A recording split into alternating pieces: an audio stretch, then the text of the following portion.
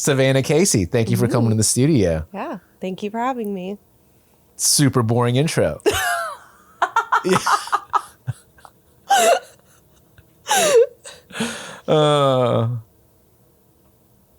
Actually, that's not a bad intro. That's Just use that and then cut it to when you started before. What did you end up winning at that one? I know you've won gold before. I think you've won like 3 years or something. Yeah. I got second place this year in dessert. So there was a lot of people competing in dessert this year. I was surprised. It was like 6, I think, which is a lot, but that's good. A lot, yeah. Normally, how many people compete for? The first year that I competed, there was only 2 of us. It was me and walk-ons did their Krispy Kreme bread pudding. But usually it's like 4-ish. So that was my first time at Fête, and that was pretty freaking cool. It's a lot of fun. I'd never gone before. It's wine everywhere, good food everywhere, fun people to talk to. It was so much wine. It was so much wine. It got to I'm not a wine connoisseur. Me either. It got to the point like toward the end of it, people kept asking me like what's your favorite? I was like, do they all kind of taste the same? Like I can tell you the difference between white and red right now. Yeah. But if you're asking anything more than like color, yeah, I'm not your guy. Like I can't tell you what notes of what I taste right now. If it's not dry, I'm gonna drink it. I don't even know what dry means. Just like leaves like a weird I don't know how to explain that. It's not like sweet is how I always. Right. Yeah. Dry. It just leaves like a dry texture in your mouth. I don't know. That's the best way I know how to explain it. All I know is I don't like dry because it's not sweet, and I'm a sweet person. Like I love sweets, which is. We've had that conversation. Yeah, so I have a very bad sweet tooth. Yeah, I'm probably gonna fast all day today because I had a lot of sweets this weekend. Nice. It was rough. Once sugar creeps in, it's so hard for me to say no. I'm very good at saying I guess I'm good at saying no. I'm very bad at saying stop. So if it doesn't come in, then I'm good. And I've got that willpower. Once it comes in, I can't say stop. I don't have that discipline. Like if it's there, I'm going to eat it. If it's there, I'm for sure going to eat it. Yeah. So we met at Fête Rouge, and Megan Clock brought me and Brittany Ford to your booth because she said this was the best thing there. And obviously she's a little biased, I'm sure, to Rufino's because so maybe the next best thing was your dessert, the Toffee Brownie. And I remember eating it, and I said I was going to go back for more, and by the time I came back, it was already gone. So yeah, we got hit pretty hard. Everybody was coming back for seconds and thirds. It was good. Very popular. It was very good. Can you tell me what was in it? So I did a fudge brownie with homemade toffee pieces in the brownie, the chocolate, milk chocolate, espresso, and cinnamon cremeux. I had limoncello jelly. Oh yeah. Limoncello, yeah. Gosh, what else? The tuile was cocoa nibs and espresso beans. So I had that like bitter element, the sea salt, and then my favorite was the espresso toffee sauce on top. I'm actually putting that on the menu in a couple of weeks. I'm going to put it on my bread pudding. Really? Because that stuff is very good. Oh my God. So this is how uncultured I am. I don't really understand any of the words you said other than brownie.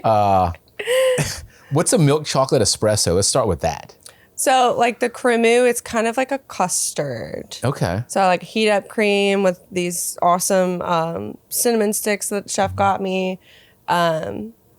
Make a custard with it with egg yolks and sugar, then poured it over chocolate and then let it set. And then I mixed whipped cream into it. So it's kind of like a mousse a little bit. Okay. But it's very good. All right. That I understood. Right. Yeah. I understood that. That was awesome. So the limoncello part, I remember it was just a very good contrast. It was also salty too. Yeah, I put a little Maldon on top of the whole thing. I remember it was just so good. Like everything about it just felt right. Mm-hmm. It all started because I went to my friend a bar in New Orleans that my friends work at, and they gave me this espresso martini with limoncello, and I drank 3 of them because they're so good. I was like, I'm gonna make a dessert out of this, so I did. I love that you did that. So, where do you get a lot of your inspiration from? Oh Obviously, gosh, just going out and yeah, Pinterest. I know it's cliche, but I scroll through that a lot, and I'll see something, and I'll be like, okay, this is interesting. I'm gonna make it better. Let's kind of go from there. So you're very talented, and I know that from A, eating your food, but B, from Patrick Foy. Mm-hmm. So he called you a beast, said you were very creative, and that he was very upset that you didn't work with him. It just wasn't the right fit, but I do love Patrick. At the time, yeah. The chef at Beausoleil, he seemed like a really great guy too. But I'm definitely happy with where I'm at right now. CCL has been very good to me. I have my own bake shop, which is something I've never had before. Really? So it's pretty great. I have a lot of freedom. I love it. I can change the menu whenever I want. That's very cool. Oh, I'm sure that's awesome. Oh, yeah. But Patrick's going to probably get what he wants. He's One already day, thinking yeah, I'm about sure. how we can work together so you can do some desserts for like an LTO for us or something. Yeah. And we'll talk more about that. We'll let Patrick talk more about that, actually. I'm pretty excited about it. I can't wait. I'm going to taste test everything. All right? I can't wait. And I didn't get to bring you anything today. I'm so sorry. Honestly, I am kind of glad that you did because I'm trying to be good today because I know at the end of the week, I'm going to blow it out. Mm-hmm. I'm going to, it's going to be, I have a bad time with this because I'm going to go to the farmer's market on Saturday.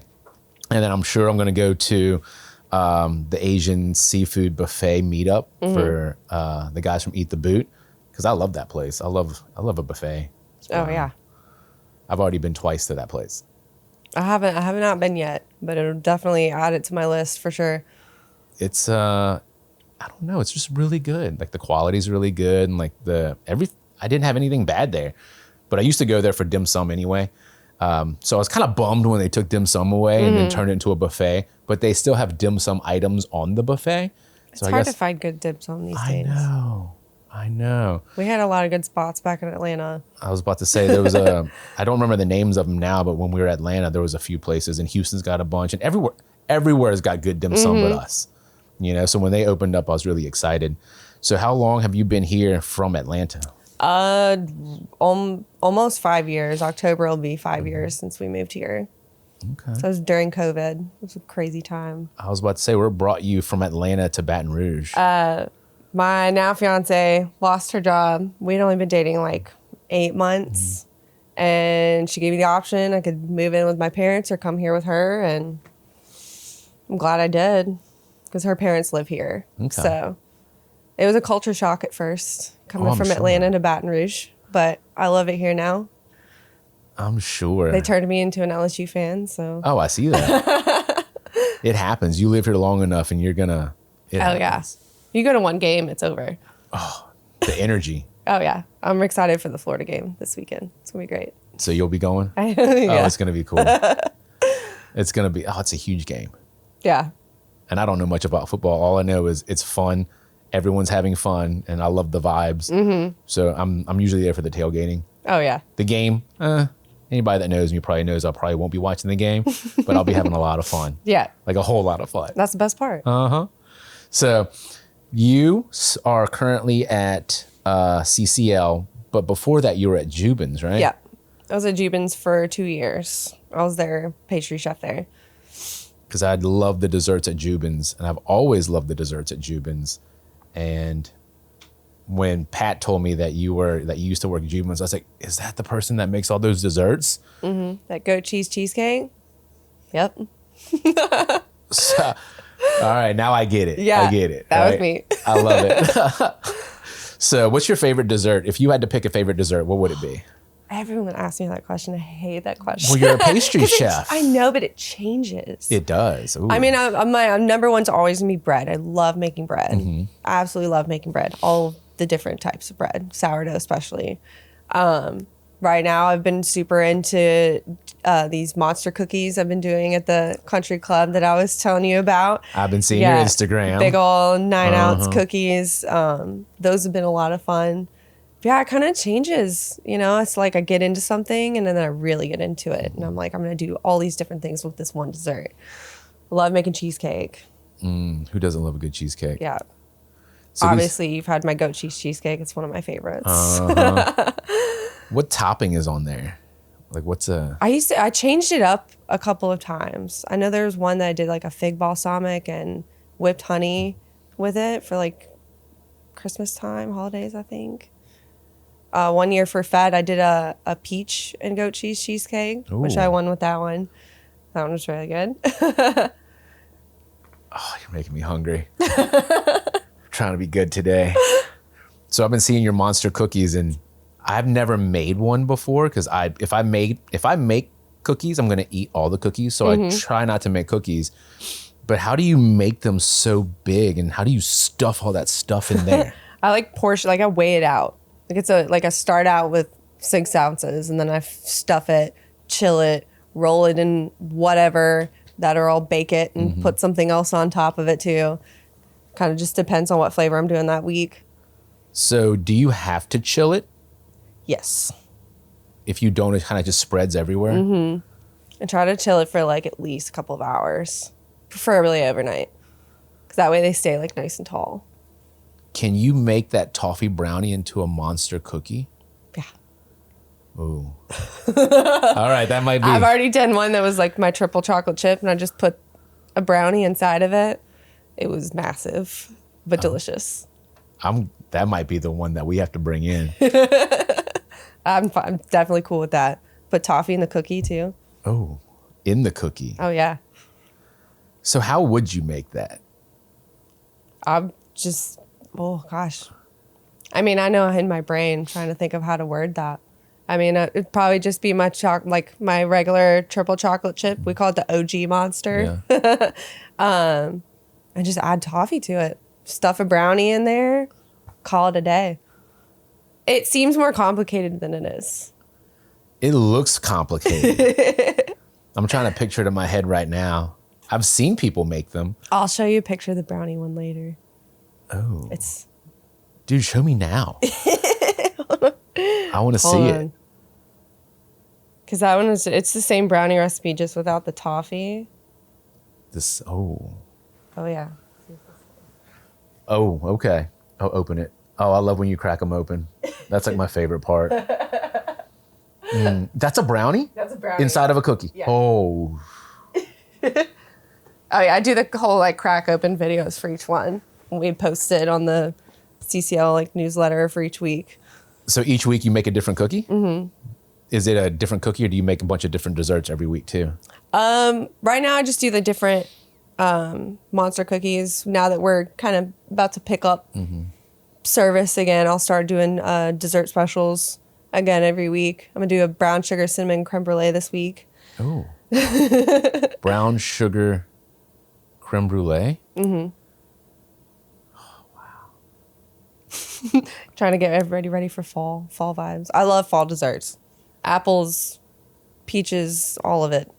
Do you do anything with pumpkin? Oh, yeah. Oh, God. My pumpkin mascarpone cheesecake. Oh, wow. That one's the fan favorite, for sure. That sounds delicious. Oh, my God, that sounds so good. Ginger snap cookie crust on the bottom. So if I'm not a member of the country club, can I still get these desserts? Possibly. Yeah, I mean, I could take you to come eat with me one day. That would be fantastic. Mm-hmm. Friday was fun because I was expoing in the kitchen. We did charboiled oysters on the veranda, and Chef was going around with like one of the tableside carts with olive goat potatoes and a Wagyu short rib. What? Oh, so good. I love the things that people are doing with food now. Yeah. I just love it. It sounds a little bit different, but it's not that different, but just different enough to just still make it your interesting water. and make you want to like, oh, I want that. I do short want that. rib was oh yeah, very good. Short rib by itself is good, but Oh my The God. Wagyu short rib. So you're just walking around cooking things for people. Yeah. God, that's even better. Super fresh. Yeah. And this Friday I'll have my ice cream parlor open. And I do an ice cream parlor every Wednesday out of like our little snack stand that all the kids, come up to, and that's a lot of fun. You Chef get to be creative with it. So Chef got a soft serve machine too, so we've been having fun with that. do you make your own mixture? Oh yeah. Oh yeah. I love think making you ice have to. cream. I'm about to put a banana gelato on the menu for our new ice cream sundae. What? The one I have now has toasted marshmallow ice cream. Toasted marshmallow ice cream? Yeah. That does sound delicious. Oh, I'd gain so much weight hanging out with you. Everyone does. Everyone's like, can I make you hate me so you don't give me these things to eat? I can feel that. No Yeah. one's waistband is safe around me. Nobody's, no. Yet I'm the one that loses weight somehow. I don't know how that happens. Yeah, how does that happen? What's your secret? Walk about 30,000 steps a day, probably. That's it, That yeah. has something to do with it. Stay active Yeah. for sure. That's a lot. You forget how much you move when you're cooking. Oh, yeah. You don't just stand there. That and serving, too. I'm always running around. Oh, yeah. Wow. You forget how many times you walk back and forth in that one building, that one room, basically. Oh, yeah. That's a lot of steps. Normally, I'll average probably about 10,000 steps a day just in the restaurant. Just from walking around from place to place, and you don't even realize it before you know it. Like my watch is going off. Like you hit your step goal. You're like, already? Yeah. Hammond has usually an do about- upstairs. So I usually hit my stair goal. I usually don't hit that on a day-to-day basis. But if I go to Hammond, you go up and down those stairs a lot. So I haven't been out to Hammond like at all yet. never? Hammond is a good little town. I've heard. It's I'm not gonna use the word that people say, like, it's slept on, but it's starting to pick up in popularity a lot. There's a lot of good places to eat down there. The people are super freaking nice. We started doing more things in Hammond recently just to be more engaged with the community. And we just did a podcast with Summer Veach from Candlestick Bakery. So she brought over croissants and they were so freaking good. And then I didn't realize that like 4 other restaurants used her stuff, and she doesn't even have a storefront. She sells at the farmer's market, but she also sells wholesale. And that's what gave me the idea to like do something for Hammond. And then when we were talking about bringing you on, then Pat had the idea to do something for Baton Rouge, so we keep it very local. Our dessert game is okay. You know what I mean? Like it's good desserts, but it's nothing that makes you go, oh my God, and I think that's an area that we can focus on to really Write you a elevate. dessert menu. Oh, That could be fun. you want to write me a dessert menu? Okay. Okay. All That's right. a whole nother conversation we That can have. is. Wow, you just got me really excited about that because I think you would just blow people away with the combinations that you put together. Because I've seen what you can do. I have to keep it a little tame sometimes at the country club. They have what they like, which is where my specials come in. I get to do my weird stuff sometimes, but I'm gonna get them into it. I'm determined. I'm gonna widen their palates. You just have to ease them in a little bit, Right. Once they try something that's slightly weird, they'll try something slightly weirder. Yeah. So when you say weird, what do you think? Like, what's weird to you? In Atlanta, we did a rhubarb tart with arugula ice cream. That's good. That like this specific arugula that we got local there, like it wasn't peppery. It was like almost sweet. In an ice cream, it was so good. The rhubarb tart part I know all about, but the arugula ice cream. I don't even know how to begin to make that. How do you make an arugula ice cream? You just blend it all together? Yeah, I just blanch it, dry it, blend it up, put it in my vanilla ice cream base. What kind of flavor does it give it? It's a little earthy. Like I said, like that arugula wasn't peppery like most arugula is, but it was sweet almost citrusy. It was really good. I would definitely try that. And that's weird. All right. What does it get weirder than that? Oh gosh, probably. I'm sure I could think of some other weird stuff. We've done burrata cheesecake with sun gold tomato sorbet, and like candied sun gold tomatoes. On a sweet cheesecake? Done a tomato dessert more than once. Pretty sure we called it tomato is a fruit. That was with one of my old pastry chefs I used to work for. She's where I get a lot of my mindset now. I learned so much from her. And I think she's running her own restaurant now. But Back in Atlanta? yeah. What's the name of the restaurant? Oh God, I have no idea. I would have to look it up. But her name's Megan Brent. She's incredible. I learned a lot of what I know from her. You were just saying earlier when we were talking that you've been learning things from so many people over the years. She's one of them. Who's another inspiration that you've... The other pastry chef that I worked for in Atlanta, her name is Ashley Hour. Her and her husband both worked at the same restaurant, which I think they're not there anymore, but that restaurant now has a Michelin star, which is pretty cool. Oh, that's very cool. Yeah, that company's grown so much. They have restaurants in Nashville now. Amazing people, great people to work for. I still go eat there every time I'm there because they do this. It's Basque food, and What is Basque food? it's like French and Spanish combination. But they have this grilled cheese. It's called a bikini. And it's basically truffle mayo, jamon iberico, and I think like white cheddar maybe. But it's the best grilled cheese you'll ever eat. It's so good. I thought I knew a lot about food until you sat down. Okay? I'm going to have so much to look up when you leave. Where do you learn all these words from? Just from working, I guess. I feel like I don't know anything right now. Because, I went to culinary school. I graduated at 20. It was super early. I only have my associates. But especially in Atlanta, like, chefs, when they're hiring, they don't care about culinary school at all. They just Like, care if what you want to can go, do, you huh? want to go, great. It's not for everyone. I learned the business side of it, things, but everything I know about food, I've learned just from working. Hands-on. Yep. So where'd you go to culinary school? I went to culinary. It's called Chattahoochee Tech. It's in Marietta, Georgia. They actually don't have their program anymore. I was really sad to that hear about sucks. that. But it was a great program. So you graduated at 20. Where'd you work right after you graduated? I immediately went to Cooks and Soldiers after that. I was working there and JP Atlanta, which was in Hotel Indigo downtown, which the executive chef that was there at the time, he just opened his second restaurant. Like, everyone's thriving since I left, and it makes my heart happy. Yeah, I know. I like when people do well. Yeah. You always hear about people doing, poorly. And then, so it makes it so nice when you hear the opposite of it. Right.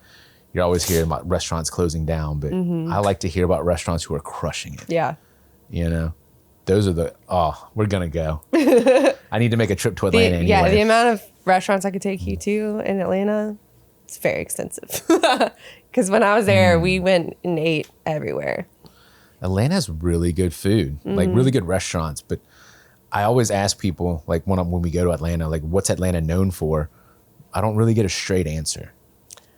Yeah. What would you say Atlanta's known for It's kind of a mixed food-wise? bag. I know. No one has ever given it me depends a on real answer. what side of town you're on. Like, are you in West Midtown? You're in EAV? Like, it depends on where you're at, for sure. All I know is whenever I go to Atlanta and I like Google someplace else to go, it's like 30 minutes away and I never realize it. It's always, I didn't realize Atlanta was so freaking big. It's huge. And especially when I start drinking and it's like, oh, well, this place is right Yeah. around the corner. It's never right around the corner. It's crazy that I used to walk so many places. That was nice. I do miss that a little bit. What is that area of town where it has a bunch of like just, it looks like shotgun houses all next to each other, but it's a bunch of like small restaurants and bars together. There's a couple parts of town kind of like that. I don't know. I'm trying to think. I'm trying to Wouldn't remember. be And I Edgewood. can't. There's an image that sticks out in my head, but I couldn't make my way back there if my life depended on it now. I'm sure I have friends that know. But I remember it was awesome. So, wow. Okay. I can't wait to go. And Atlanta was fun too because I got to like cook for celebrities. Like Really? they're all over the place. Yeah. I want to know more about that. One of my exes, the restaurant she was working at the time, Melissa McCarthy, like would ask for her by name. What? Yeah. I cooked for Paula Deen. Really? I have a picture of me with her. Yeah, at the governor's mansion. It was pretty cool. Dude, who else? Tell me more. Oh, gosh. Melissa McCarthy, Paula Deen. Stanley Tucci. Okay. I remember seeing him in the restaurant one cool. time. Oh, God, what's her name? The girl from... Well, Chris Evans came to the brewery a lot because all the Avengers movies are filmed in Atlanta. So they all live there. That seems like such a cool place to live. I was at a bar one time. I didn't realize next door was one of those like... it's a recording studio that you don't know it's a recording studio. And I didn't realize that T.I. was like 10 feet away from me. I was like, okay, that's kind of cool. It's a wow, Atlanta's crazy. It is wild, but it's so much fun. I made a birthday cake for Riz Ahmed. He's in Venom. Like I made his birthday cake while he was shooting Venom, which was pretty cool. What? Okay. Wow. I don't think I've ever cooked for anybody famous. Not like that kind of famous. Yeah, Atlanta's it's a wild time. They're everywhere. It's because in Georgia, they get a tax break if you film in Georgia. That's why so much stuff is filmed there. Like everything Marvel is there. Huh. Louisiana does have like tax credits for making movies here, but I don't think a lot of people know that anymore. Mm-hmm. The only reason I say that is we went to Celtic Studios a while ago, and that's what they were saying. Like something happened, and now people don't come to Louisiana as much anymore, but we still have the tax credits. Mm-hmm. It's very weird. That sucks. I know. I forgot who said that. Find a way to bring them back. Because I remember when I was, when I was in college, they were filming a lot of movies here, like Battle of Los Angeles or something, and like a bunch of movies they were filming here. And I'd run into like just people at like Northgate Tavern or something, and I'd be like, whoa, you know, what's her name? Michelle Rodriguez was here. I was supposed to DJ with her one night, and she just didn't. It would have been so cool. That would have been really cool. I know. But I think she was like busy or something. I'm sure she was busy. I can't remember what it was. I was like, man, I was so excited because she was supposed to play a set the same night that we were playing. I was like, that would have been so freaking cool, dude. Like, I love all the Fast and Furious movies. Who doesn't? I know. God, those are such great movies. I could always watch them for some reason. Oh, yeah. That's something you can rewatch over and over again. It doesn't get old. Good action movies. Man, I just love when things blow up or things go really fast. If it's got a really good complex storyline, it's probably not a good movie for me. I'll probably get bored, you know. Sounds about right. Danny's into the rom-coms, and that's I don't want to watch a movie that makes me cry. Me neither. Me neither. My wife watches a lot of dramas, and I just can't get into them. Like, because you can solve their problems so easily. Yeah. You know, like, why don't you just do this? But then the movie would be over. Yeah. So then it's kind of aggravating. You're just like, what? Such easy problems to fix. Like, why are we still talking about this? And then like the next hour and a half, we're still like talking about the same problem. All of a sudden at the end, you're like, I told you. Yeah. We should have just done that. But she doesn't like my movies either. I just like comic book movies and movies that blow up. And yeah, I'm all into the sci-fi stuff. For sure. I do love sci-fi. What's your favorite sci-fi movie? I mean, I'm a huge Star Wars nerd all the way. Oh, dude, come on now. 100%. 100%. I'm not caught up on The Mandalorian now, though. Did they come out with a new season? They're on season 3, right? Okay, no, I did watch season 3, but they're supposedly making a movie now. With the same dude? Which I don't know how that's happening because he just made 2 movies this year, so. Didn't he say he wasn't going to make that movie? I know nothing. It literally came up in a conversation yesterday, so I have no idea. I know I saw 1 and 2, seasons 1 and 2, and they were awesome. The one where Luke Skywalker comes in, I don't know how they did that. CGI. CGI. Yeah. It's still awesome. It was still so cool though. God, that was really cool. Man. But I'm so behind on shows. I didn't really, which one that I did not watch? It was one of the more recent ones. Acolyte. I didn't see that one yet. Yeah, that one's not as good. I only watched a couple episodes, that one. A lot of people said that, but I don't care. You know? Oh yeah, I'll still, eventually I'll still watch it, but. Even when people like dog the crap out of Star Wars movies, like, it's a Star Wars movie, dude. Like, what do you think is going to happen? Yeah. I watch all the cartoons and. Oh yeah. So much people don't realize how much information they fill in, a lot of holes. They do. In Clone Wars and Bad Batch too. Did I? Did you watch Bad Batch? No, I'm so behind. Bad Batch is the stormtroopers that didn't fulfill Order 66 or something like that. The good guys. Yeah. Okay. Okay. I love those. Is Heavy one of them? Yeah.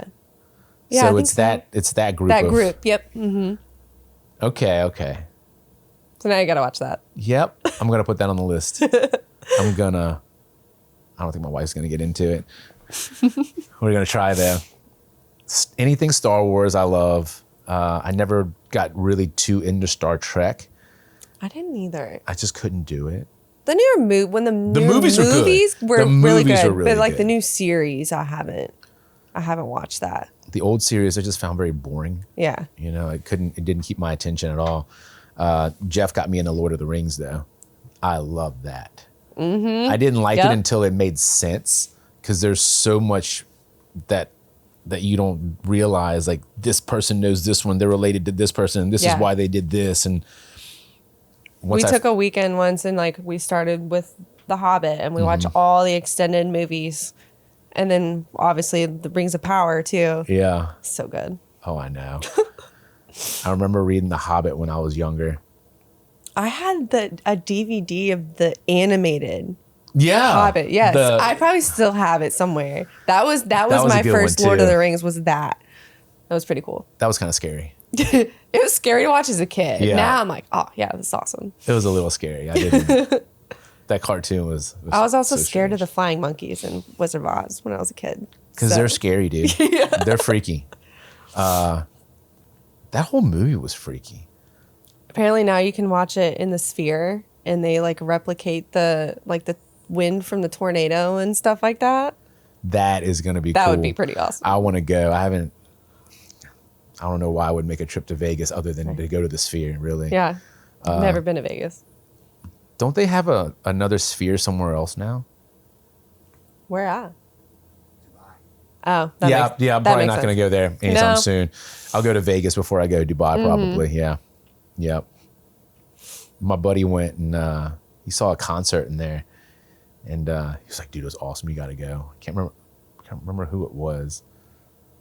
Brad Watts just went to the Sphere and saw, was it NSYNC or Backstreet Boys? It was one of them. I think it was Backstreet Boys. Nice. Like recently, I was like, dude, how cool is that? I would do that. Yeah, 100%. That would be awesome. I love that stuff. Man, I just want to see all the...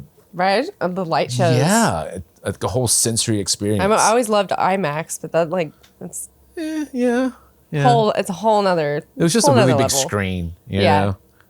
But this...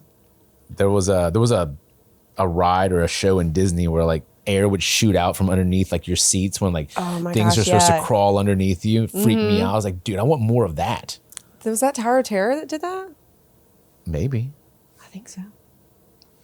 Maybe. That was one of my first rides when I was a kid. I love Rock and Roller Coaster was my first roller coaster. Really? And my mom couldn't see me the whole time, and she was freaking out. And then it was over, and she looked at me thinking I'd be crying, and I was like, "Can we do that again, please? This is great." There was one year I went for the Tower of Terror, and if you stay late enough, you can just like keep running back to the beginning of the line. I probably rode that thing like 13 times. It was probably the best trip I ever made to Disney. God, it was so much fun. That was a good... I don't know what made that ride so much fun though. Maybe because you could see out, like whenever you saw like it's like opened up to the whole thing and then you dropped again. Maybe that was cool. Waiting in line kind of sucked though. Yeah, that was a really long line. God. God, it was really long. I want to take another trip to Disney so bad. I need to bring my kids there. I got to do with the Food and Wine Fest at Epcot one year. That was really cool. Ooh, tell me about that. Yeah, The Food and Wine Fest? Mm-hmm. They do, like, you could walk around all of Epcot and they have food stations just everywhere. It's a lot, but it's so cool. Do they do that a lot, or? I think they do it once a year. Mm-hmm. I just never caught it. I think it's in the springtime, maybe? I don't remember. Oh. It's like a big Fête Rouge. Yeah, kind of. I bet they do. Oh, I bet they blow that out. Oh, for sure. And it's like a week long, too. Same people every day? Yeah. Well, it's all like their people, but. Oh, it's their people? Yeah.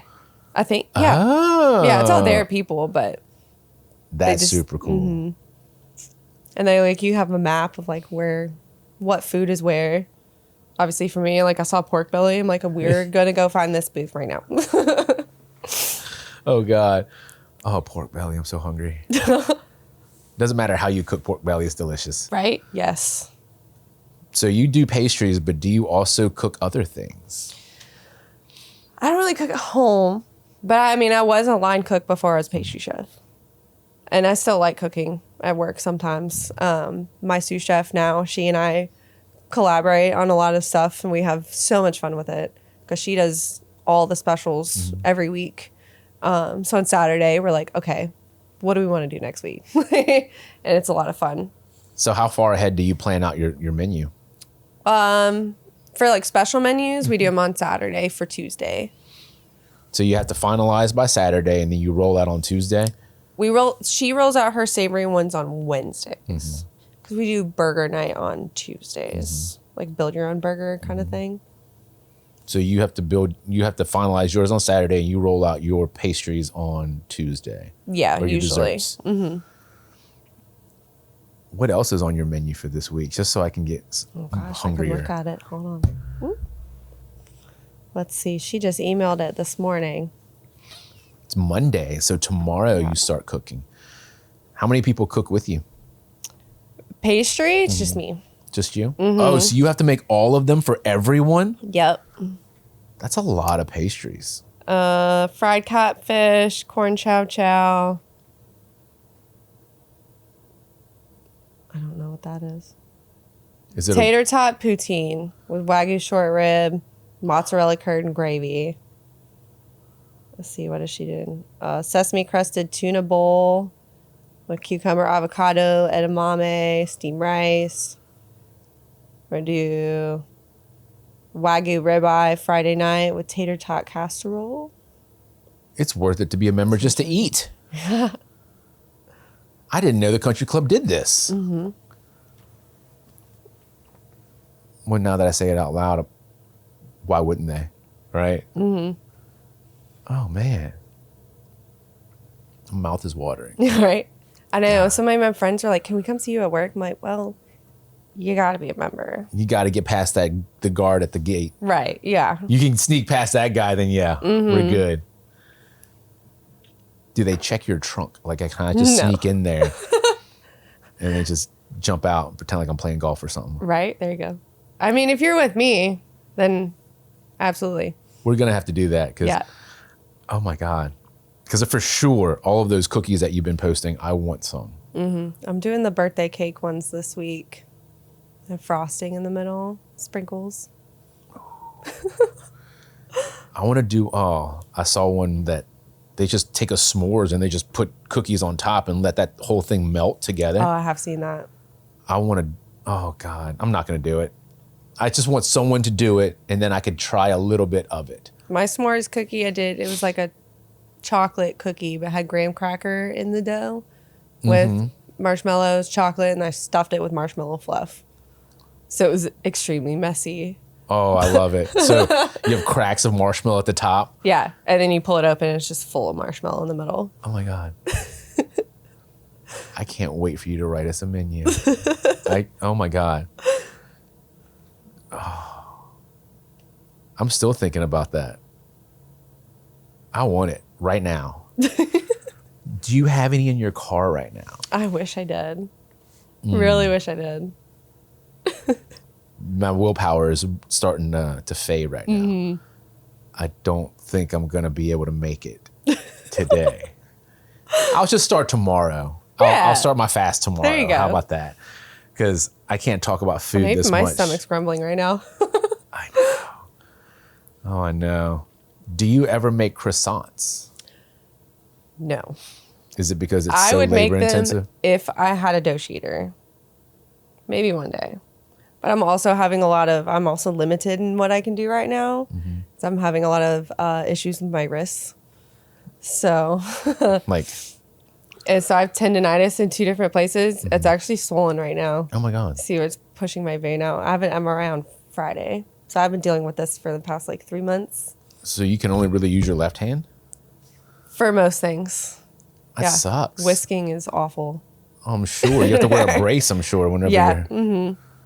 Oh, dude. I'm sorry you're going Anything through that. that like requires my thumb really sucks. Everything requires your thumb. I still do it. It just isn't pleasant. Trying to whisk with no thumb.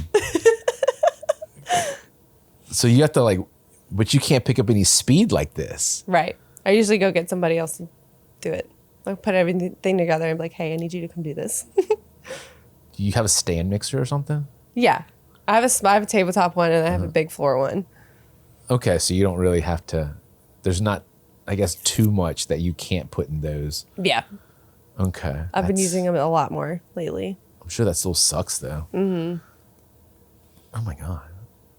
Dude, I want some of those toffee brownies still. I keep thinking about I have it. 2 pans in the freezer. Like already done with everything?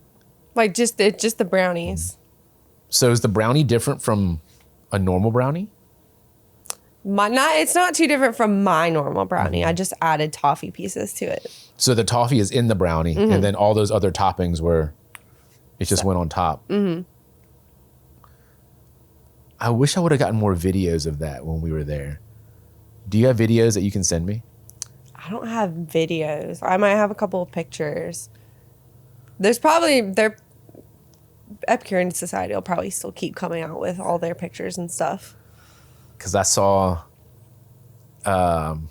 we had a guy that came with us and he was shooting B-roll and he didn't get enough of it. He didn't get enough, like, it wasn't long enough for me to see how you did everything. There was just one part where they show you like doing this, like drizzling something. I was like, I don't even know what that is. Right. It went so fast. But we were moving so fast the whole time. that was a really cool event though. Still, I can't Ready believe for I've next never year. gone before.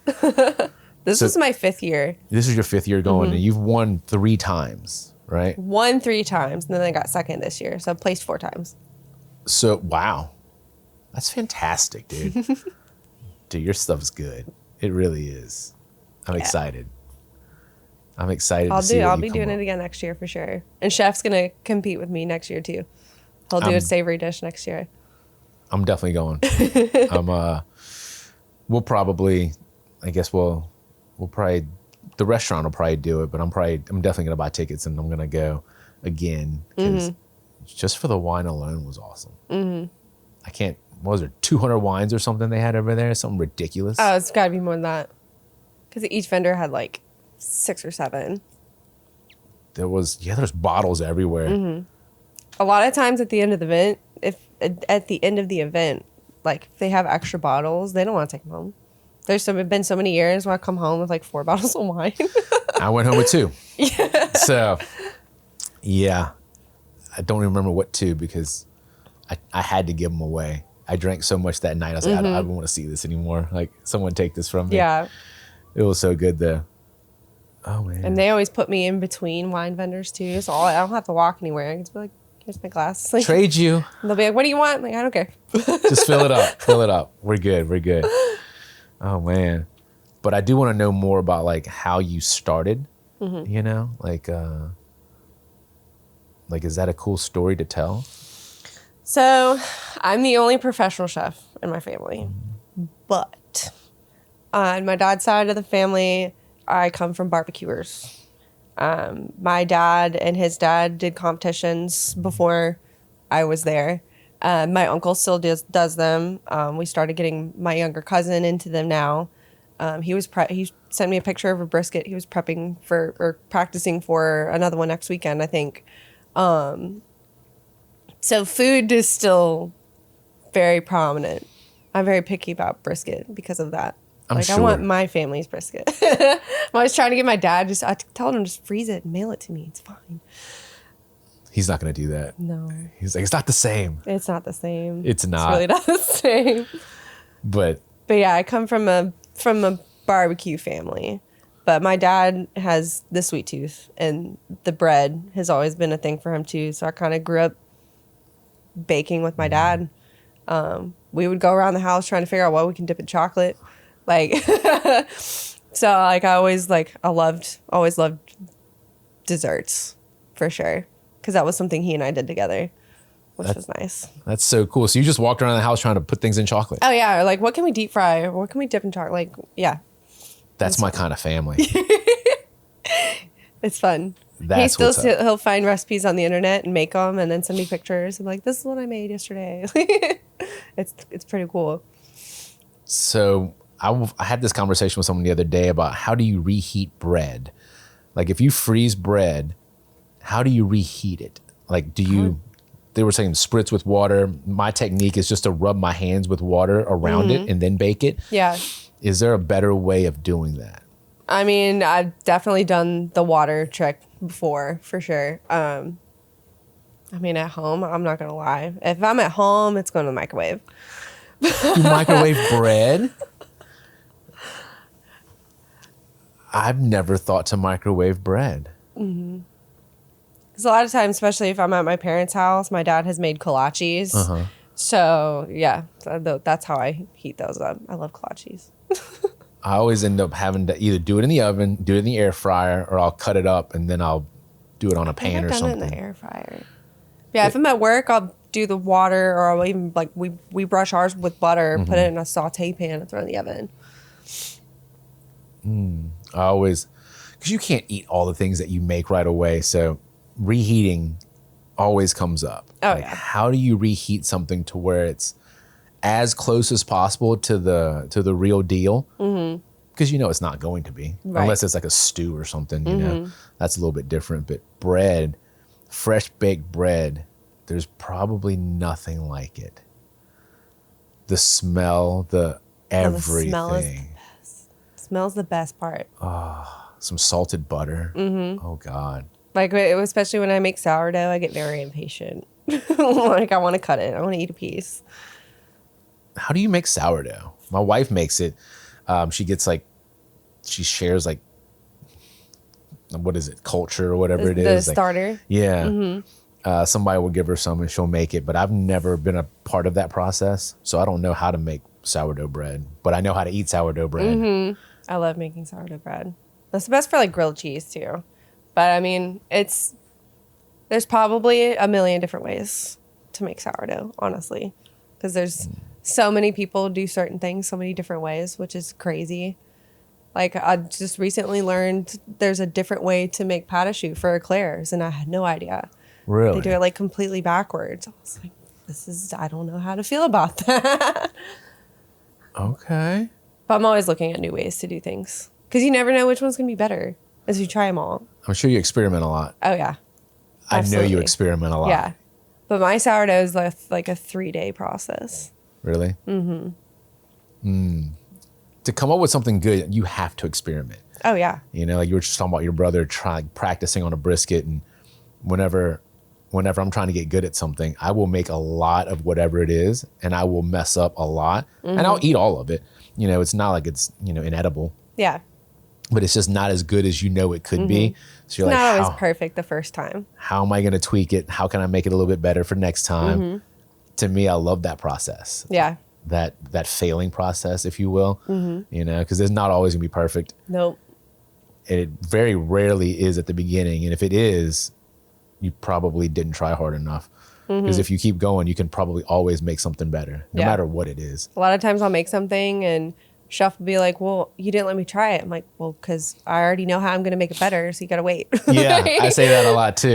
They're like, well, I wanted to try. It's like, wait for the next one. Yeah, It's going to be even better. And Yeah. they're like, well, I have nothing to compare it to. It's like, just trust me. Yeah. Just trust me. That's what I was R&Ding a lot of the monster cookie recipes that I have now. Like, it was just trial and error. That's a cool process. How do you R&D all these monster cookies? Like, what do you just start off with one base and then you start to put a bunch of different things in? Yeah. I kind of manipulate like my sugar ratios, my flour ratios, because I put 3 different flours in my monster cookies. I didn't know there were 3 different flours. What There's a flours lot are more you than using? 3. What flours I do you do use? cake flour, AP flour, and rye flour. Rye flour? Mm-hmm. Cake flour, AP flour for sure I knew about, but rye flour, that's a new one for me. What does that do? It's really a flavor thing. So, like, the monster cookie started out as a copycat recipe from Gideon's Bakehouse at Disney. Oh. Yeah. But I obviously have manipulated it so much. There's no way it's not the same. It's definitely not the same. Definitely not the same. Would you say there's over 20 monster cookies on your Instagram right now that Oh, you've made? At least.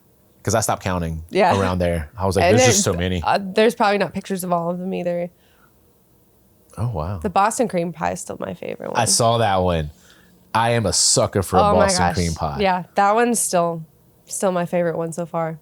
I love cream. I love chocolate. Oh, my God. Any combination, any addition to it, I'm a fan. Mm-hmm. So when's the next time you're going to make a Boston cream? I don't know. We'll see.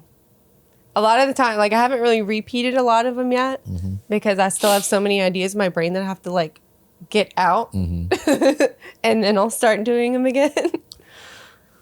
Wow. I probably have, like, I have a list somewhere of, like, different ones I want to try to make that I haven't gotten to yet. I want to see that list. Yeah. It starts off on a Post-it note, and then I make the R&D batch. And if it's right, then it goes in the cookie book. And you have a cookie book. I have one book just for monster cookie recipes. Are you going to put a cookbook out? I'll buy it if you do. Maybe one day. Put I one had out. somebody come into Jubin's one day, and they, like, it was just like a buffet with a bunch of my desserts on it. And they were like, I want to talk to this girl.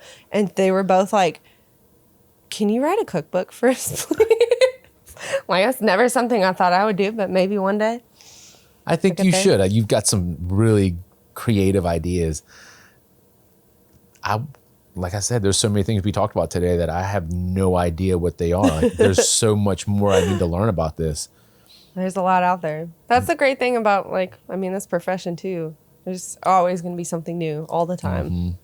Always some different combination flavors and ingredients. That's what I love about it. You can always change it up. Yep. You know? And that's my thing too. If somebody gives me a recipe, I'm still gonna change.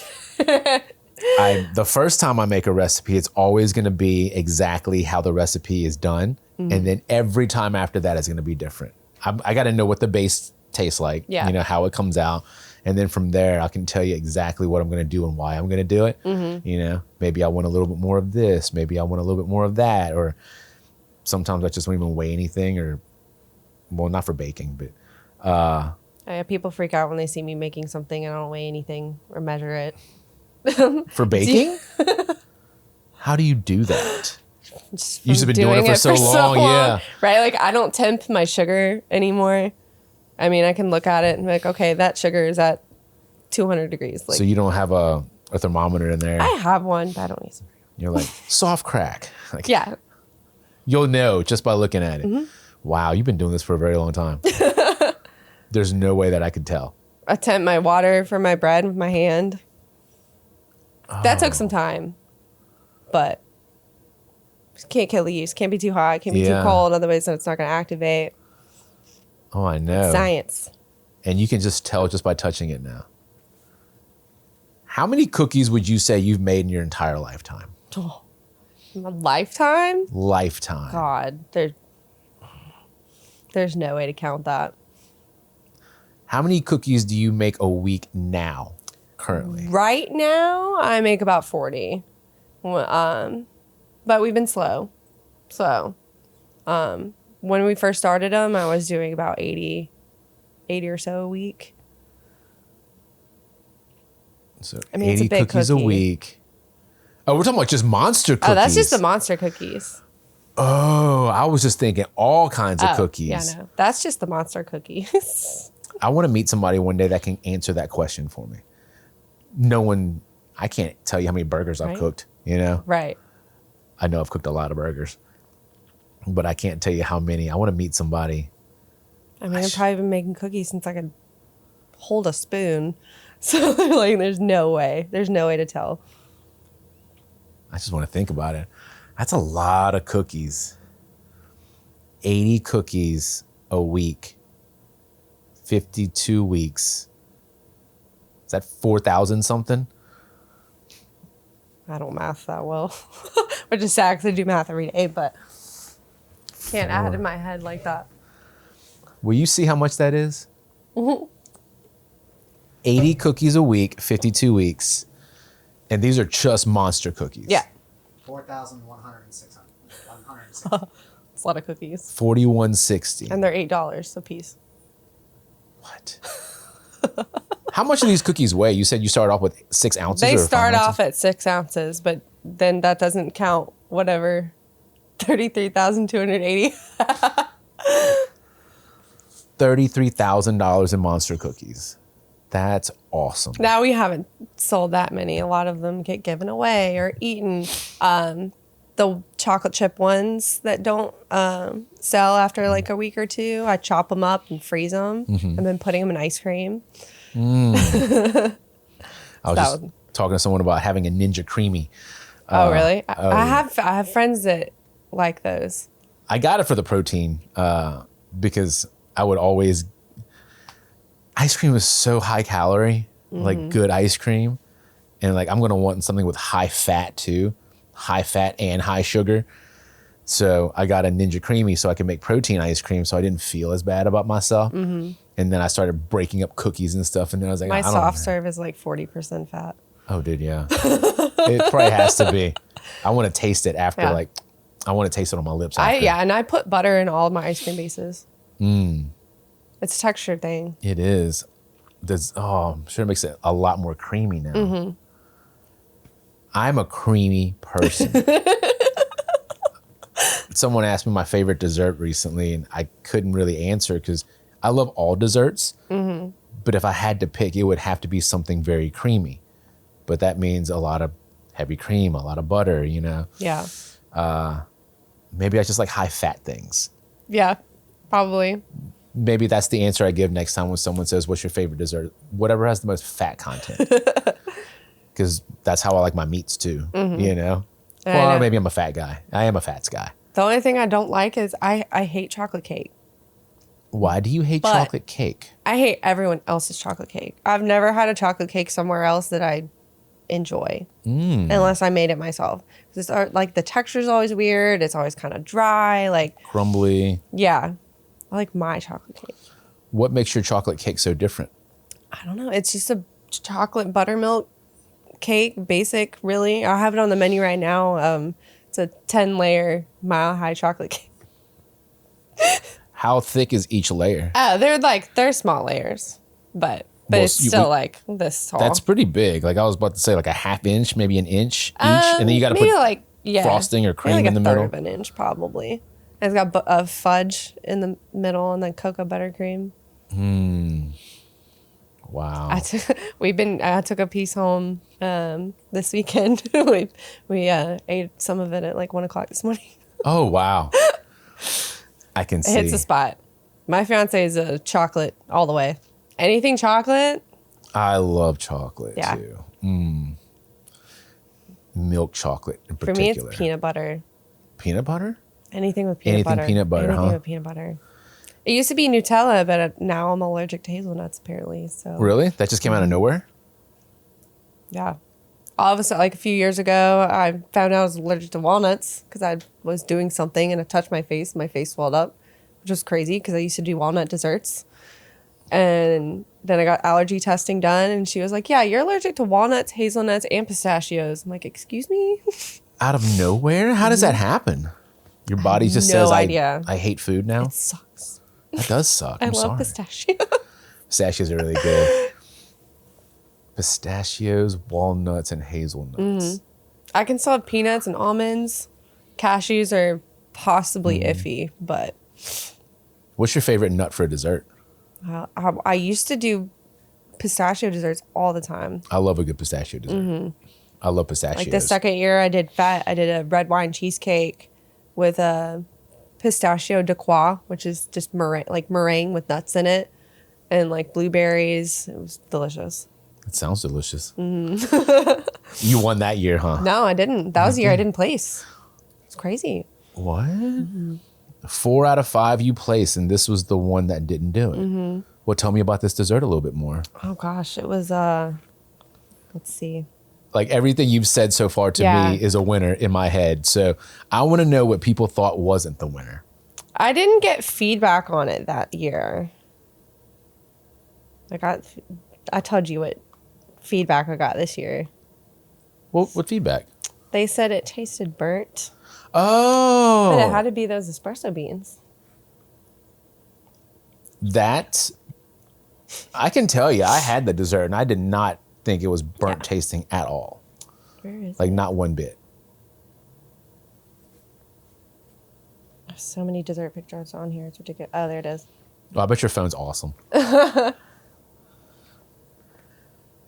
Whoa. That didn't win? It was so good. It looks very good. I mean, you can't go wrong with cheesecake. A red wine cheesecake. You So I was really trying to lean can. into like the wine culture of the event, you know? Yeah, it was good. Oh, there's that picture of me and Paula Deen. Oh, that's very cool. I I'm 17 in that was picture. about to say you're super young in that Yeah. one. Because Paula Deen looks super I was young. plating. That was at the governor's mansion in Atlanta. I was supposed to go to CIA for college to get my bachelor's in pastry. And the chef there at the time, she had written me a scholarship for CIA. And when I told her how much the tuition was, she was the one that told me to go to the technical college instead. Have you ever heard of Georgia Grown? They're very, I don't think she runs it anymore, but she pretty much like started Georgia Grown, which is like very into pushing like local produce into local restaurants and stuff like that. It was really cool.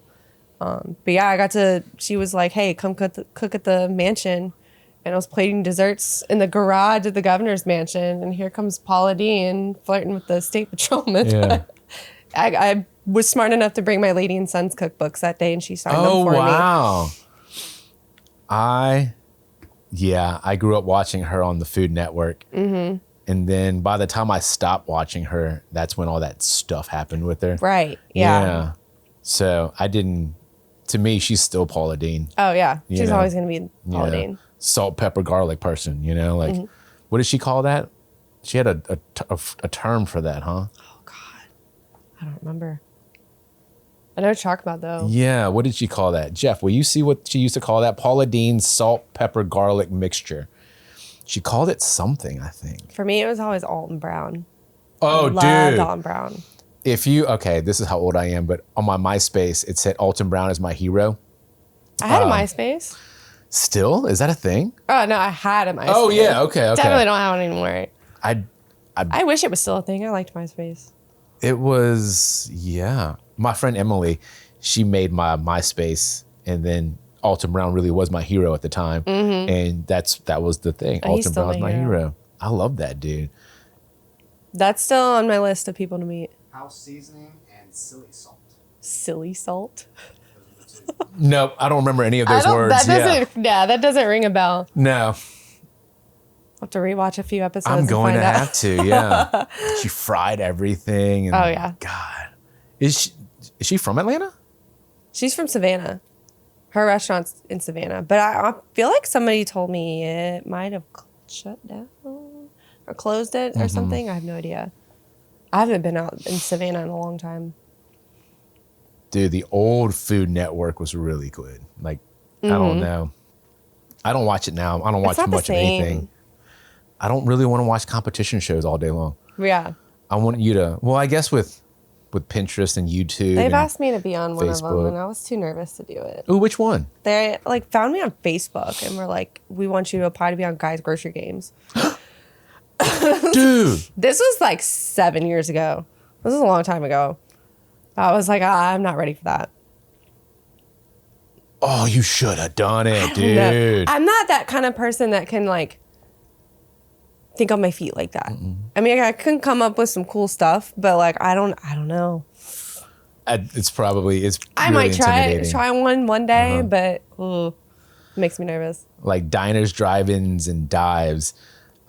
He just came to Baton Rouge not too long ago. yeah. I interviewed for 2 full days with his team, and I didn't get it. Damn. I know. I did an interview with them, I want to say like 12 years prior when we kind of first opened up the Hammond location, and I didn't get that one either. So if he calls again, third time's a charm. Yeah. Like I'm going to get on this Yeah. show. It's going to be super You have to freaking call cool. me. Oh, yes. I'm going to call everybody that I Yes. know. If you're in my phone, you're going to get a text and be like, dude, come hang out.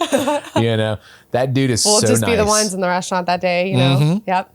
We've done one cooking show like for the Travel Channel, Food Paradise. And that was a really cool experience just to watch the whole production crew come in, and you have to make everything a million times. And we closed the restaurant for the first half of the day, and then the second half we were still closed, but it was just like friends and family. So we just packed that place with people we knew. To this day, I still can't watch it. It's on YouTube somewhere, I think, Everything's on YouTube. or it's on a streaming service somewhere, because my kid found it, and she watched it. And every so often, if I turn on like one of this, like the Apple TV, like my face is on there. I'm like, oh my God, I don't want to watch it. Like, it was so long ago. I don't think I did that bad. I don't think I did bad at all, to be honest. I just can't watch myself. So doing these podcasts lately has really, it's been challenging, only because I feel like I'm a big nerd. You know, I'm always been behind the scenes. We were talking about that Yeah. before. You know, we like serving people, you know, but we don't like to be the center of attention. So doing these podcasts with people like you and like Chef Patrick, and just giving people an opportunity to kind of just talk and show people who you really are. Yeah. Because you make food for people all day long, and people love your food, but they don't really know like much about you. Yeah. And that part kind of sucks, I think, you know, especially now. Like everyone knows everything about everything that they do, but like I said, I didn't know my desserts came from you at Jubin's. You know, if I hadn't met you at Fête and I just had your dessert and I loved it, like I want to know who's cooking my food now. Yeah. You know, like this whole, you know, not farm to table, so to speak, but, you know, local. You know, I want to know everything about where my food comes from. I was just talking to Damien, who owns Rose Wagon Ranch, and he was telling me everything that his animals do on basically a day-to-day basis. And I was like, I want to know more about my food. You know, like when I buy chicken from Walmart, I don't, okay, I probably know what happened to that chicken. Yeah. All right. It's kind of sad, you know? But when you're buying them from these local farms, they know exactly everything that went into this, like this product. I did talk to this girl, Ashley. She owns A&A Acres. And we were talking about her chicken, and she was talking about how they move them from one place to the next, and they have all this fresh food and sunlight and all the things that make her chickens different. And then she said, we were talking about how those chickens were really happy. And then she said, they only have one bad day. And I was like, That's the most morbid way to put it, I think. But I I thought mean, it was makes humane. sense. Yeah. It is humane. And I thought it was. Well, first I laughed because you As never any think of us about would, it. yeah. Any food that you eat, well, any animal food that you eat, you do know they have one bad day, you know? But I'd like to know that up until then, they had a great life, you know? I mean, you're going to have to eat it, Yeah. you know? Like, I'm not, It's part of life. yeah. I do eat vegetarian stuff too, you know? So I'm not anti-vegetables. I'm getting better at that. Oh, I love me some vegetables. I just started. When I was younger, I was meat and cheeses and bread Oh, only. I was the world's pickiest eater as a kid. Like PB&J and baked potatoes. Like that's probably what I lived off of for like 10 years. I never really ate real food and liked real food until I went to culinary school, and chef was like, no, you're going to eat this. Like I never liked eggs until I had eggs cooked properly. And I was like, okay, you know, now I eat everything. I've been giving a lot more things a chance. That's why all the things that you were talking about today, like even though I never thought to put those flavor combinations together, my brain goes, I'm going to try it because I want to try it. Because what if it's so awesome and I've just never had it before? Yeah. It probably is, because there's some things that I've eaten from some very amazing chefs here in town too, that you're like, what? Like, that was good, you know? And it's probably like names of things that I can't pronounce probably. Yeah. And I'll probably never buy it at like a grocery store somewhere. But just that my mouth had that experience. Yeah. You know, it makes me a better person. Yeah. I love trying new stuff. So I used to be bad. It was I would just take things off. And now I'll just order it as is and see what happens. Yeah. The person who made this had this vision in mind, and I want to know what that vision tastes like. Plus your taste buds are always changing too. So you never know. I ate kimchi for the first time The first time? a few weeks ago. Well, it was always in my household growing up, and I hated it. I hated the smell. I hated the the look. smell is terrible. I hated everything about it. And then we made bao buns at the restaurant for restaurant week, and I wasn't going to take it off. You know, I wasn't going to be that guy. And I ate it, and I was like, I like kimchi now. All of a sudden.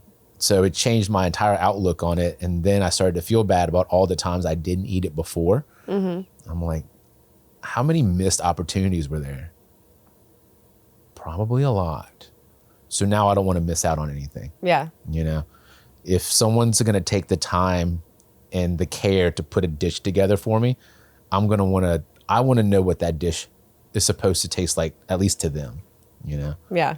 And if I'm going to make it at home, I might tweak it, you know? Oh, yeah. Always.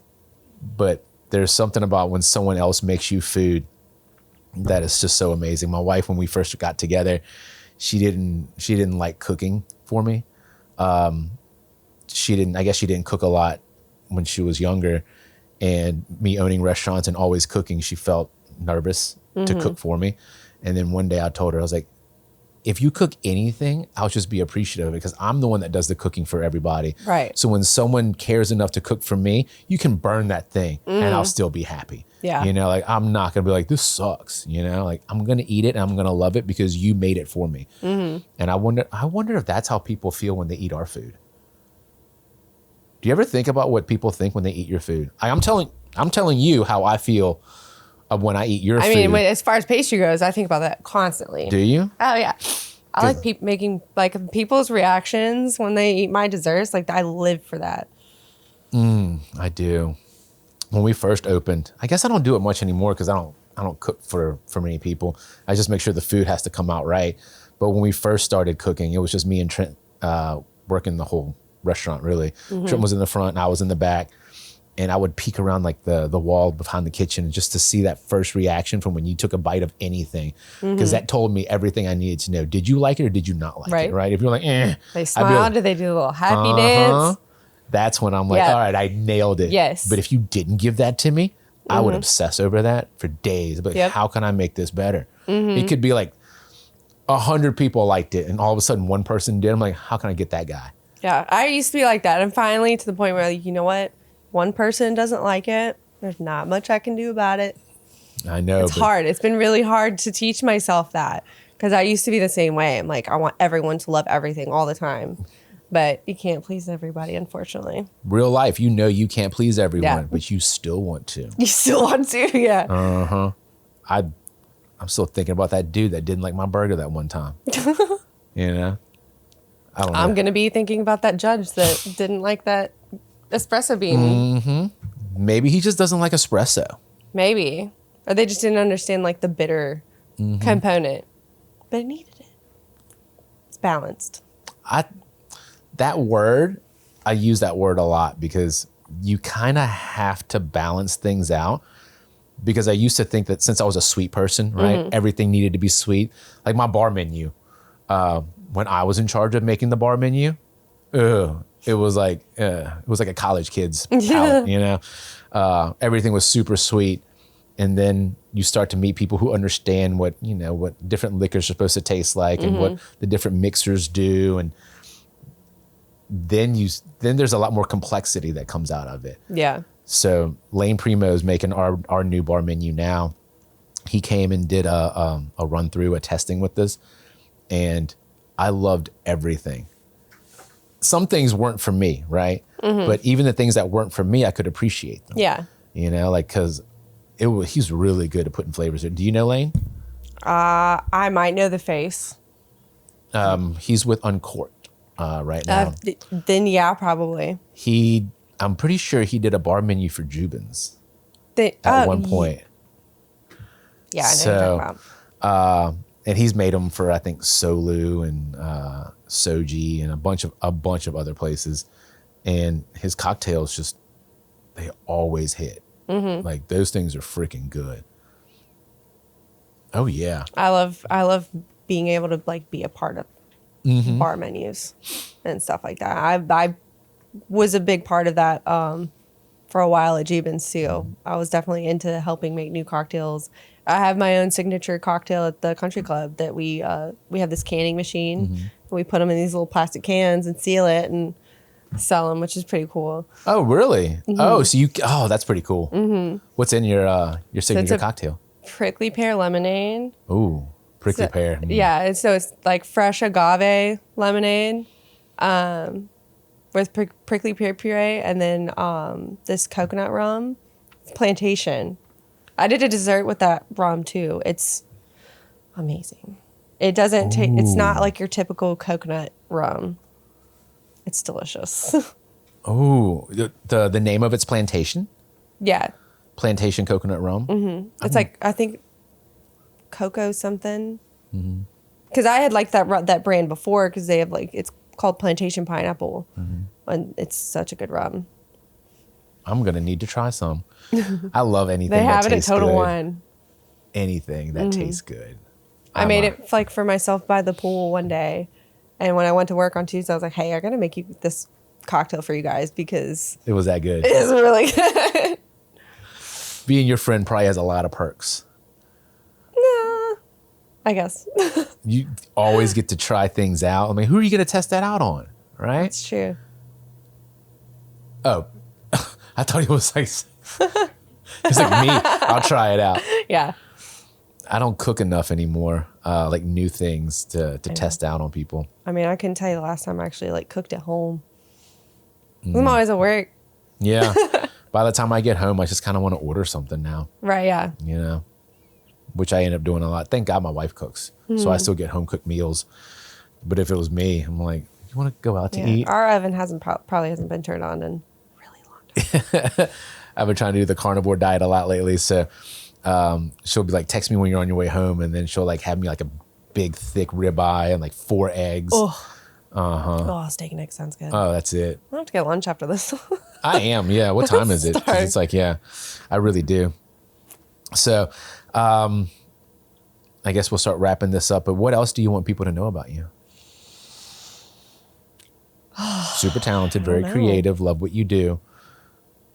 I don't know. I mean, this is a new platform for me too. Yeah. So I don't really know what to ask people. I just really want people just to talk. And I know you told me to think about it too. And I really did try. I was like, I don't know. It's tough. What else there is. Yeah. It's really tough, but it's so hard to condense everything about you into one conversation. Yeah. So we'll have more conversations for sure, because it's been a lot of fun just talking about things. And like I said, I'm going to research a lot of those words that you said because I don't know much about that at all. And there's a whole new world of, let's be honest, being a pastry chef. It's just completely different. It's a dying breed too. I mean, the amount of pastry chefs, in Baton Rouge alone, there's 3 or 4 of us. There's not many. It was hard for me to find a job when I first moved here. I worked at Ambrosia actually Oh, when I first moved here. Did all the like the cookie decorating. why do you think there's not a lot of pastry chefs? Is it because it takes a lot of patience? Maybe, and I mean in Baton Rouge, I mean a lot of the chefs they just want to do it all themselves, you know. I need to know more pastry chefs. Who are some really good pastry chefs in town that you look up to or that you like working I don't know with? any. I mean, I personally don't know any of them here.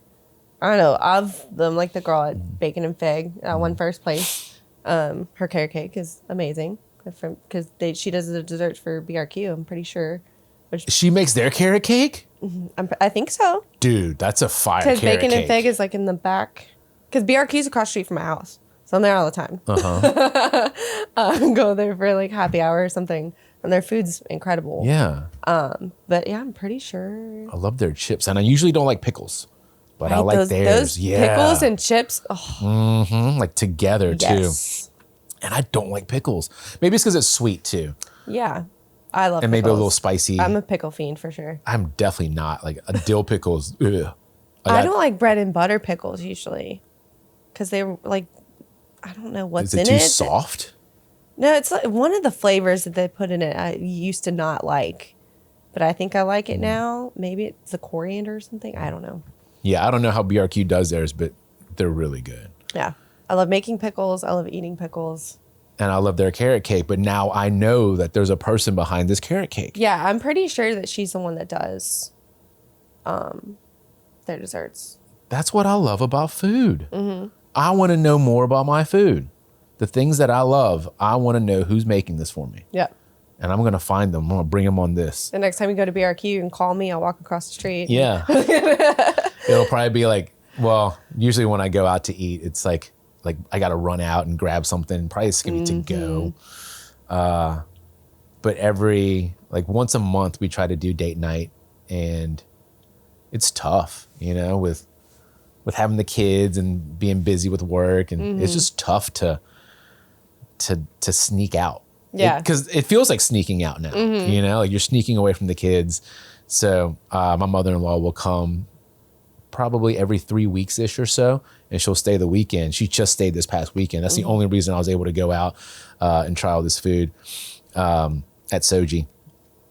And it's such a nice getaway. It's like a vacation, but it's not really, but it feels like a vacation. I didn't have to take care of the kids for like a day and a half. It was really nice. So running into Chef Tony at Fête, he was talking about all the sushis that he had, and it made me really hungry. But once again, by the time I got around to eating, it was all gone. Yeah. I didn't get to try any of that sushi, but it Yeah. looked so good. I had to go to get it at the restaurant. Yeah. So he made me some stuff when I went Saturday, and it was good. It was really, really good. I'm going to have to put that on my list. I got the slammin' salmon. It was I don't even remember what's all up in it. It was like fried shrimp was in there, probably some crab meat in there. There was a jalapeno on top, some crispy garlic, a bunch of other stuff too. It was just really good. That dude's really good at rolling sushi. And then there was something else that I had. It was like amberjack, and I think I was texting Chase Lyons about it. And I was like, but the real star of that show was that pureed cauliflower. Oh, I know. Heck yeah. Like the amberjack was good, Yeah. but that pureed cauliflower, I was like, I was trying We have a to lick the plate. fried cauliflower on the menu right now, and oh my god, it's so good. I eat love it all the time. cauliflower. Yeah. I do too. I didn't used to. Then I had buffalo fried cauliflower for the first time. I was like, oh my god, I love cauliflower. Yep. You're used to having like the mushy cauliflower, like the steamed cauliflower like back in the day. That's Give me like a disgusting. cauliflower puree any day. Like mashed cauliflower. No, it's not. Never got on the mashed. cauliflower rice though. I haven't gotten onto that boat. I've tried it. I mean, I didn't try it. I did it for a long time when I was doing the keto diet. So like I did cauliflower rice a lot, and it looks like rice. It doesn't taste like rice, so it kind of pisses you off. It's yeah. Yeah, but if you like puree it or you mash it up and you put a bunch of cream and butter and stuff, Put all the bad stuff back into it, then it's great. It is very delicious. And then I realized that's when I really like cauliflower. But if you just steam it, not into that. No. Not into that. Like steamed broccoli, no way, Yeah, dude. I roast broccoli. 100%. 100%. Yeah. That's the only way I'll eat broccoli now. I've been doing it for the same way for so long. Like that's the only way my fiance will eat it. I like to cut mine up in like real small pieces, so I get those burnt pieces a lot. I love those Almost little like crispy chips. pieces. Yes. Yeah. I'm like that with mushrooms too. Like Really? roasted mushrooms, little crispy pieces. Those are good. Yeah, we're gonna have to get lunch or something. I'm starving. Yeah, I'm definitely starving. Thank you for coming in today. I learned a lot from you. Pleasure. I'm gonna sneak in your trunk, and then you're gonna get me into CCL. I'm Yep. gonna try the menu. We're doing that. So I can't wait. It's a plan. But thank you so much. This was awesome. So, This was fun. dude. It was Now it's time for lunch. yeah. I gotta go.